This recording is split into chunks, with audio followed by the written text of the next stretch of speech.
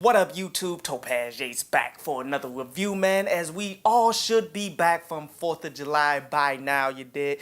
I still got some family members in town and such, man. But ultimately, now things are so less busy that I can actually listen to music, let alone review it, you dig?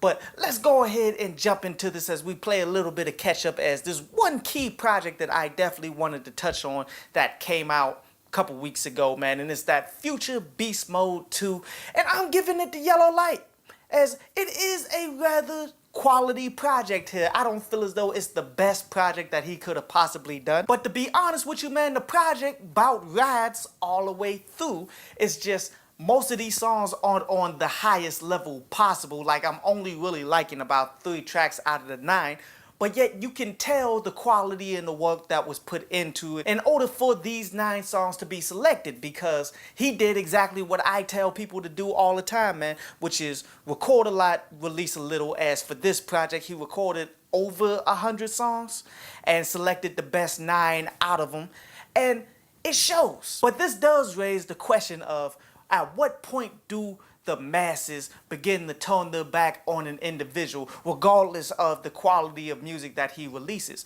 Because if you look back in history and all of that, man, look at a guy like Ja Rule.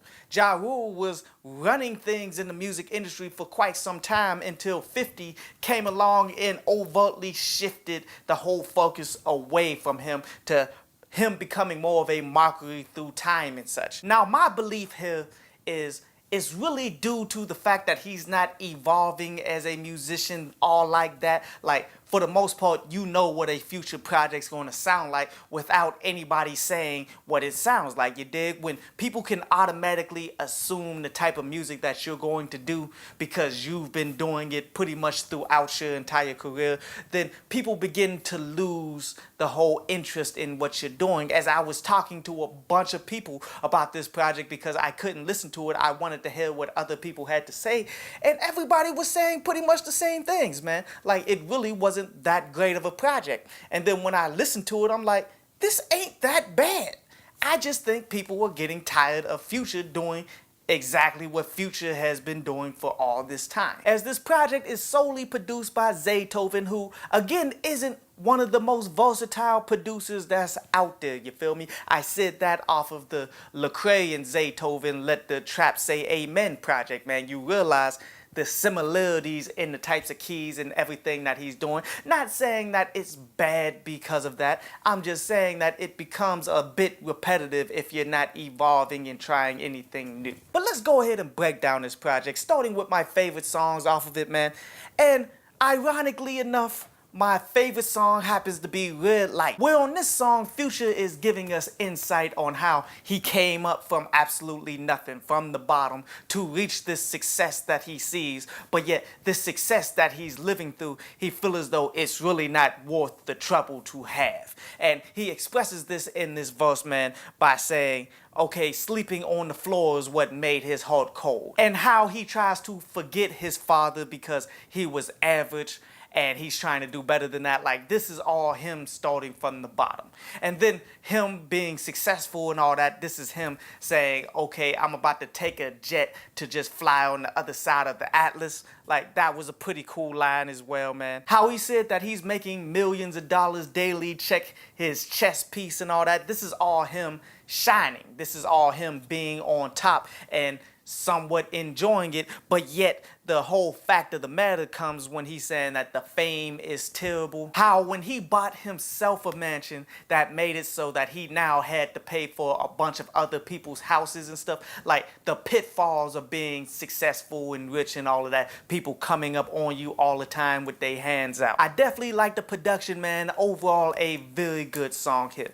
My next favorite song is What I Think About It, where again, that production was pretty flawless right here, man, with the basic concept of this was Future viewing his own life and the people that he's dealing with all within it, man. As in the first verse, he's pretty much talking about how people try to sabotage everything that he's been trying to do, but yet they can never catch up to him because they don't really understand the moves and such that he's doing. While in the second verse is him talking to this particular woman, trying to game her, while he's pretty much just talking about fashion and the money and all of this stuff that he has that's pretty much going to seal the deal for him. As this is a great song to understand the fact that you're not going to get punchline bars or anything like that from Future.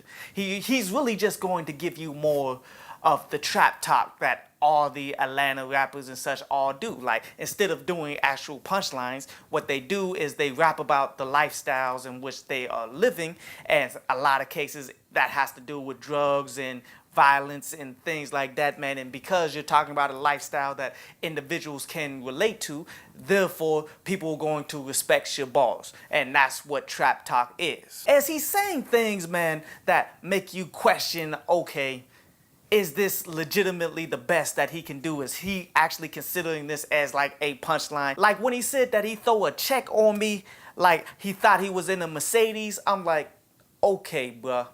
That doesn't quite make sense. Maybe I'm just missing something. Maybe he's using his own slang like he usually does. Like he's usually in his own world when he's saying certain things. So I'm not going to discredit him, but I will say the lyricism is really lacking on this entire project. And the last song that I really liked was that Hate the Real Me, where this is him going in on pretty much everything that he hates about himself and the things that he's done in his life up until this point, man.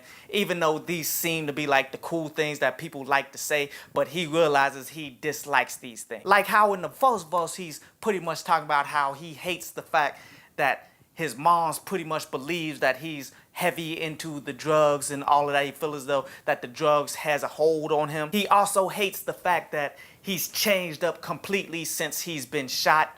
He also talks about how he dislikes the fact that he acts out continuously as well, man. But yet you realize if you hate it that much, then you would stop doing it, but it is what it is. While in the second verse, it becomes somewhat apparent that he hates the fact that he's really broken up and on these terms with Sierra and all of that, man.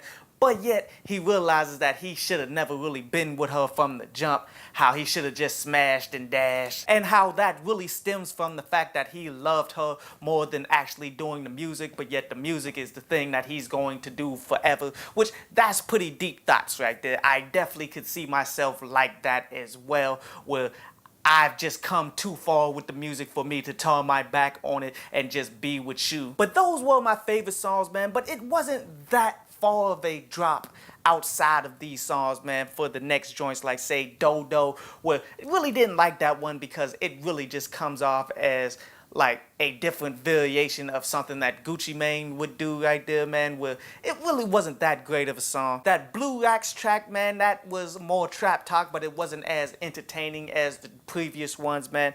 That Cuddle My Wrist, where that was him just having his own little slang on how women love to just be up on his wrist when they all out and about because he be shining and stuff like that, man. Like, these weren't terrible songs, but yet they weren't phenomenal either. They weren't songs to the point that I'm going to put them on my playlist. Like, those 3 favorite songs, I'm going to rock with those, but outside of that, not so much.